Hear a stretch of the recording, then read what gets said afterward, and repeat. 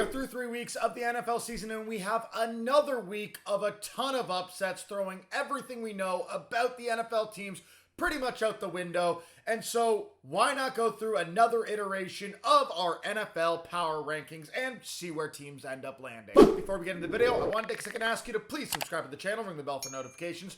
Really helps us out. If you're a fan of the NFL, you'll love this channel, as we release multiple NFL-related videos every Thursday and Saturday all season long. Now, let's get back to the video. So we'll start here with our bottom 12 teams. A few of these might surprise you. Seeing the Panthers rise to 29, I mean, it was enough just to see Andy Dalton manage to make this offense work for me to say they're a little bit better than the Titans, Patriots, and Jaguars, who should be surprising to see this low. But the fact that they're 0-3 and have looked terrible getting to 0-3 is enough for me to drop them to this really crappy tier of teams, which basically I would call from the Browns to the Titans. Browns being another team in that shitty tier that we did not expect to be there, but just what we've seen this year, especially from Deshaun Watson in the offensive line in Cleveland, this team does not look very good in 2024. And given they're in a very tough AFC, they're going to have a hard time making it to the playoffs. Additionally, I should say, I did just bring up the very tough AFC, but if you look at the AFC, a lot of teams we expect to be really good in the AFC have kind of been crappy. And a lot of the teams we expect to be kind of crappy in the NFC are kind of good. I actually think the NFC might be a more competent conference in 2024, which is shocking given what teams look like coming into the season. But with that aside, the other big changes here, you see the Bengals dropping all the way to 22. I do think they can climb out of this hole, but it's tough to not put them this low when they've lost 3 games, 2 of which were at home against the Patriots and at home against the Commanders, 2 games where they had like minus 400 or better odds to win those games. They were literally Vegas's lock of the week, both those weeks, and they lost. So yeah, they have to drop to 22. And the Seahawks, I know they're 3-0, but the fact that they're 3-0 is against the Patriots, the Broncos, and the Dolphins, who are missing Tua, it's not a very impressive 3-0. Let's wait to see how they do this week against the Detroit Lions. If they win this week, I will definitely be moving them up a lot in these rankings because they'll actually beat a good team. Next up, we have our 11 to 20 teams, and not too much moving. Most of these teams are just the good, not great, some won, some lost. The biggest movers moving down are the Dolphins, going from 13 to 19, and this is just because 2 is now on IR. The team looked horrendous with Skylar Thompson and Tim Boyle at quarterback. They already have a losing record. It is going to be tough for this team to come out of these doldrums, especially if Tua is gone until November or December. And remember, in historic years, Tua has always been really good in September, October, and then a lot worse in November, December. So if he's not coming back into that period of time and he can't handle the cold like has been tradition for him, it's tough to put this Dolphins team in the top half of NFL teams. On the flip side, our biggest riser this week is the Washington Commanders, moving from 28th all the way to 16th. I mean, this team is first in the NFC East. Jaden Daniels balled out on Monday Night Football, absolutely torching the Cincinnati Bengals. And yes, I did drop the Bengals massively, but the Commanders just flat out outplayed the Bengals. And so it's tough to not put the Commanders this high, especially seeing as they look a lot better than we all projected. Their receiving corps looks pretty good with McLaurin and Luke McCaffrey. Their offensive line is doing its job, and Jaden Daniels looks like a stud. Yeah, the defense leaves a lot to be desired. That's why they're still 16th, pretty much middle of the pack. But they definitely are not in that bottom tier like I had them before, so I had them moving out and into this spot. Now, moving into our top 10, we start with the San Francisco 49ers, a team that started the year at number 2 for me, but losing their last 2 games that they definitely shouldn't have lost to the Vikings, though I think the Vikings are quite good now with what we've seen, and to the Rams, who are missing a ton of their roster. It's tough to put the 49ers any higher than 10th. Obviously, this is still a very competent team. They were missing literally McCaffrey, Deebo Samuel, and George Kittle, though Jawan Jennings stepped in for all of them and made this offense effective. But losing to a Rams team that is this injured is something I expect more from the 49ers. And so while I'm still putting them top 10, and I still think they absolutely have a very good shot at the Super Bowl and at playoffs in the division, etc., I just don't think I can put them any higher than 10 based on this mini losing streak. At number 9, we have the Houston Texans, and this might seem a little harsh, having them lose one game and moving down from 3rd on our list to 9th on our list. But they got absolutely destroyed by the Minnesota Vikings. And while they might be 2-1, their 2 wins were against the Chicago Bears and the Indianapolis Colts. 2 teams that I don't think any of us look that highly on. And their point differential in the season is minus 19 points. Yes, the Houston Texans absolutely have a stud quarterback. They have stud receivers. They have a lot of really good players across the roster. But I'm just not sure this is the fully complete team that a lot of people think the Texans are. Can they figure it out? Absolutely. Are they going to win games against tough teams probably off the back of CJ Stroud alone? Yes. But most teams in the top 10 can do that with the rosters they have constructed. And so I think number 9 is fair for the Houston Texans based on how their season has gone to date. At number 8, we have pretty much for our 3rd straight week, one of the biggest risers, the Minnesota Vikings. I think I started with them in the mid to low 20s, brought them up to 17 in week 2, 14 in week 3, and now 8 in week 4. This team, at least to me, is the biggest surprise of the NFL season. I know after week 2, a lot of people wanted to say the Saints, but I needed a little bit more from them. The Vikings, though, 3 weeks, all 3 of them good. Sam Darnold looking dominant. They are a legit team and one of the best teams in the NFC. They have beat some good competition, and this week is going to be fun as they travel to Lambeau Field to play against the Green Bay Packers in what should be one of the best games of week 4. At number 7, I have the Baltimore Ravens, who finally got a win under their belt, beating the Dallas Cowboys 28-25. But for anyone who saw that game, it was not as close a game as that looks. They were up, I think, 28-6 at one point. They were up 28-12 going into the 4th quarter. They ended up getting scored on, and then the Cowboys recovered an onside kick, and the Cowboys scored again, making it a 3-point game, but then the Ravens just iced it from there. They were in control of pretty much the entirety of this game, so I'm moving them up those 2 slots. Again, it's just tough to put them any higher than this because they are still a 1-2 team and 2 games back of the division lead in the AFC North. So the Ravens have the talent, and they've had some tough opponents, at least in week 1 against the Chiefs, week 2 against the Raiders. We're not going to talk about that, but they're still a good team. I just can't put them higher with their record. At number 6, we have the Baltimore Ravens rival, the Pittsburgh Steelers, who are proving what they do every year under Mike Tomlin is not a fluke, where they will have a winning season every year, even when you don't expect it to happen. I mean, we always talk about how they'll just finish, 9-8 or 10-7, but this team could go better than that. It's just that they don't have losing records. It's not that they always go 500. The Steelers' defense looks absolutely incredible, and their offense is all right.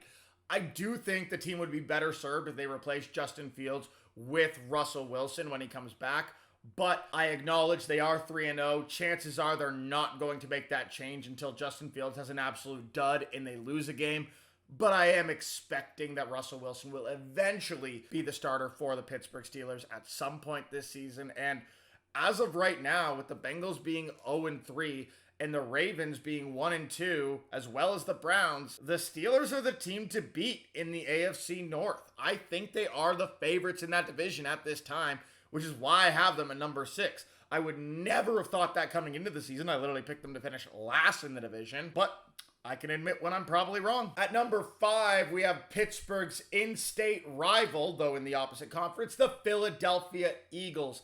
The Eagles managed to put a damper on the New Orleans Saints, the best team in the NFL narrative, coming out of week 2 into week 3, and I'm happy to be fairly vindicated for not putting them in my top 10 last week because I needed to see a little bit more, and I saw enough to say that if this offense in New Orleans couldn't score on an Eagles defense that had been beat up pretty bad in 2 straight weeks, then the Saints were not the offense we all thought they were. They just, played against a shitty Cowboys team which always has shitty weeks, and they played against a shitty Panthers team. But that's not to take anything away from the Eagles, who did get a win in that game, albeit a very low-scoring game, which I would have expected more from the Eagles offense as well. Saquon Barkley looks like an absolute stud, probably the best running back in the NFL in 2024.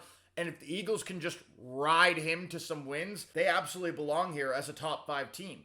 I'm a little bit worried about the passing defense, and I'm a lot worried about the passing offense with what I've seen from Jalen Hurts, 6 turnovers through 3 weeks. But again, if you just ride Saquon, you can be a really good team in the NFL. We saw the Giants make the playoffs 2 years ago with that being their entire strategy. So why not the Eagles, who have a better roster than the Giants did? At number 4, we have the Green Bay Packers, and the Green Bay Packers have impressed the hell out of me. And I hate to say that as a Lions fan, but it's true. After week 1, I had dropped the Packers to 10th, and I remember saying in this video that I thought they would eventually fall out of the top 10 while Jordan Love was recovering from injury. But in those 2 games, they managed to beat the Indianapolis Colts at home, beat the Tennessee Titans on the road, and now Jordan Love is probably going to come back this week or next week, and they're 2-1. This team absolutely deserves to be number 4 on our power rankings, and I am very excited, as I said earlier in this video, for them to play against the Minnesota Vikings in week 4. This should be one of the best matchups because both these teams are top 10 teams. Both these teams have been 2 of the best teams in the 2024 NFL season. And if Jordan Love is back, this could be an absolute shootout. I'm so excited, and I acknowledge the Packers look really damn good. And at number 3, we have the Detroit Lions, our 3rd NFC North team in the top 10. This is far and away the best division in football in 2024, at least thus far.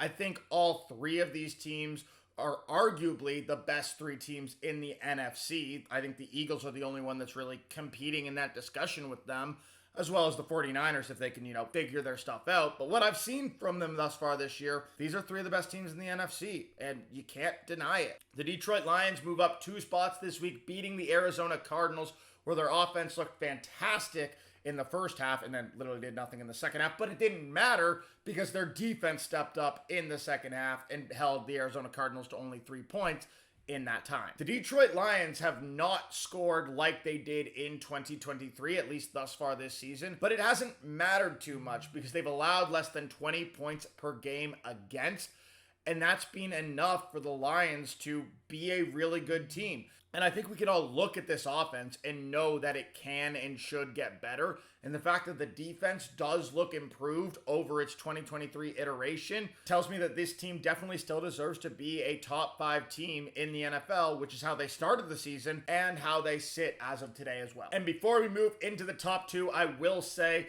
the gap from 3 with the Detroit Lions to 2 is probably the biggest gap between any 2 teams on this list.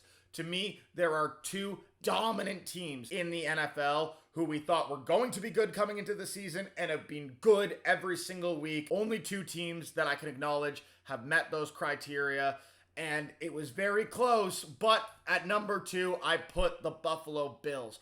I really contemplated moving the Bills to number 1, especially with how much they dominated on Monday Night Football, as well as how much they dominated the Dolphins in week 2, even when they had Tua in the lineup. The Bills have absolutely scrapped the narrative that they are not a good team in 2024 and that they are rebuilding and that this is going to be a down year, as this looks like the best iteration of the Buffalo Bills we've ever seen. I know it's only 3 weeks in, but Josh Allen is not turning the ball over. The defense looks absolutely dominant, and the receiving core is doing what they need to do. Oh, and finally, they're actually using James Cook. This was one of the biggest issues with the Bills for years, is that Josh Allen was their passing game and their running game. That's not the case anymore. They have a running game. Josh Allen isn't turning the ball over. Their defense is good. I have nothing bad to say against the Bills. And the only reason they're not number 1 is because the Kansas City Chiefs are also 3-0. And based on the fact that this team is 2-time defending Super Bowl champions, and they're 3-0, and they beat teams like the Ravens and the Bengals thus far this season, as well as the Falcons, all 3 of whom were expected to be division champion or playoff caliber teams in 2024, you can't take away the number one spot from the Kansas City Chiefs. I mean, in general, I don't think I can take away the number one spot from them until they lose a game. And I might not have taken it away from them if they had even lost a game before this past week. But now, with how good the Bills look, yeah, if the Chiefs lose a game and the Bills win, I gotta say, the Bills probably moving to number one. But that's it for week 4 iteration of our NFL Power Rankings. However, as you know, if you've seen these videos before, this is not how we end the video because we need to pick our Thursday night football game. Now, I finally got my first Thursday night prediction right in week 3, and hopefully I can make it 2-2 coming into week 4 as we have the Cowboys visiting the Giants. This is a game that I don't love because the Cowboys have not looked that good, and the Giants have looked a decent bit better, at least in week 3, than we all expected, as their passing attack actually doesn't look bad.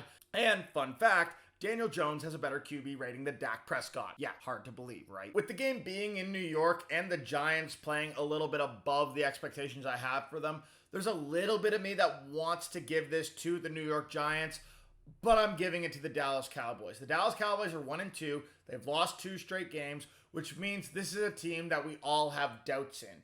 And when you have doubts in the Dallas Cowboys, that's when they win games. It's when you have faith in the Cowboys, that's when they lose. And because I have doubts in them this game, because there's part of me that wants to pick the Giants, that's exactly why I'm picking the Cowboys. And so now that's it for today's video. I hope you all enjoyed. Remember, if you do, leave a like and comment down below. Help us out, help us grow.